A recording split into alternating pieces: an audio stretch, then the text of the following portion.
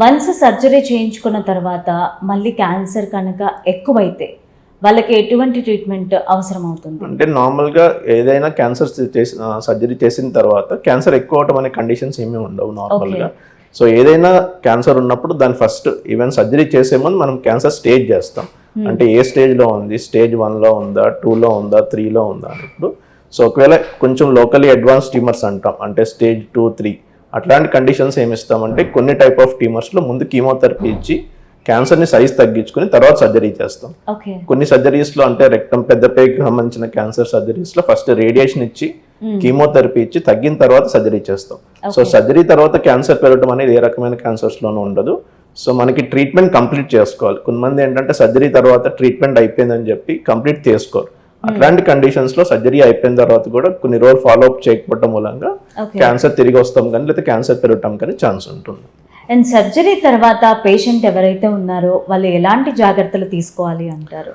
అంటే మనకి సర్జరీ తర్వాత మనకి సర్జరికల్ రిలేటెడ్ మేజర్ కాంప్లికేషన్స్ ఏమి ఉండకపోతే కనుక వాళ్ళు రెగ్యులర్ లైఫ్ స్టైల్ లీడ్ చేయొచ్చు.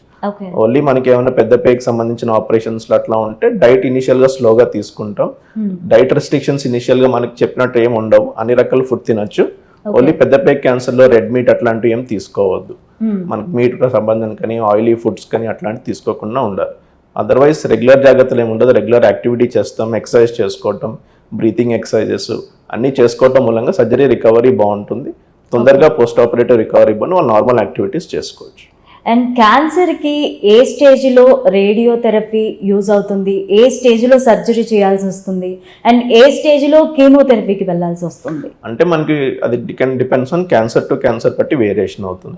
ఎట్లా అంటే మనకి ఒకవేళ హెడ్ నెక్ క్యాన్సర్స్ ఉన్నాయి, ఓరల్ క్యావిటీ క్యాన్సర్స్ ఉన్నాయి, ఈ అన్ని కండిషన్స్ లో ఫస్ట్ సర్జరీ ఉంటుంది. సర్జికల్ కండిషన్ ఫస్ట్ ఆపరేషన్ చేసి దాని ఒక చూసుకుని దాని రిపోర్ట్ చూస్తాం, పెథాలజీ రిపోర్ట్ అంటాం.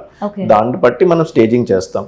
మనకి మెడ దగ్గర ఏమన్నా నోట్స్ పాజిటివ్ ఉన్నా లేకపోతే గొంతులో క్యాన్సర్ అట్లా ఎక్కువ ఉన్నా కానీ ఆ కండిషన్స్ కి ఆపరేషన్ తర్వాత రేడియేషన్ ఇస్తాం.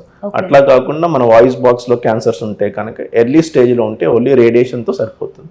లేదు రొమ్ము క్యాన్సర్ ఉంది, లోకలీ అడ్వాన్స్డ్ గా వచ్చాయి అంటే ఫస్ట్ మనం కీమోథెరపీ ఇచ్చి తర్వాత సర్జరీ చేస్తాం. సో మనకి ఎప్పుడు కీమో ఇవ్వాలి, ఎప్పుడు రేడియేషన్ అనేది క్యాన్సర్ బట్టి మారుతుంది, స్టేజ్ బట్టి మారుతుంది.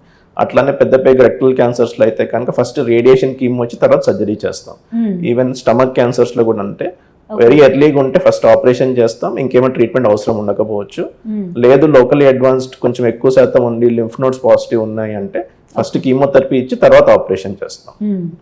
వన్స్ సర్జరీ చేయించుకున్న తర్వాత ఆహారపు అలవాట్లో ఏమన్నా చేంజెస్ ఉండాలంటారా? అంటే మనకి సర్జరీ చేసుకున్న తర్వాత మెయిన్లీ కొంచెం మీట్ క్వాంటిటీ కన్సంప్షన్ తగ్గించుకోవాలి. తర్వాత మన దగ్గర కొంచెం పికిల్స్ యూసేజ్ ఎక్కువ ఉంటుంది. అంటే స్టోరేజ్ లాంగ్ టర్మ్ అంటే రెడీగా తయారు చేసుకుని ఇమీడియట్ గా వాడతాం, ప్రాబ్లం ఉండదు. కానీ 6 months కానీ ఎక్కువ స్టోర్ చేసుకుని వాడతాం. కానీ లేకపోతే out side food oily foods కానీ తింటాం, లేకపోతే మనకి మసాలా ఫుడ్స్ ఒకటి, తర్వాత కబాబ్స్ అని తింటాం, గ్రిల్డ్ ఫుడ్స్ అని తింటాం. అవన్నీ ఏమైతే ఎక్కువ బర్న్ చేసినప్పుడు దాంట్లో కార్సినోజన్స్ వస్తాయి. సో దాని ద్వారా క్యాన్సర్ మారే ఛాన్స్ ప్రమాదం ఎక్కువ ఉంటుంది. అట్లాంటి ఫుడ్స్ అని అవాయిడ్ చేసుకుంటూ ఉండాలి. స్టోరేజ్ ఫుడ్స్ కూడా తగ్గించుకుని వాడాలి.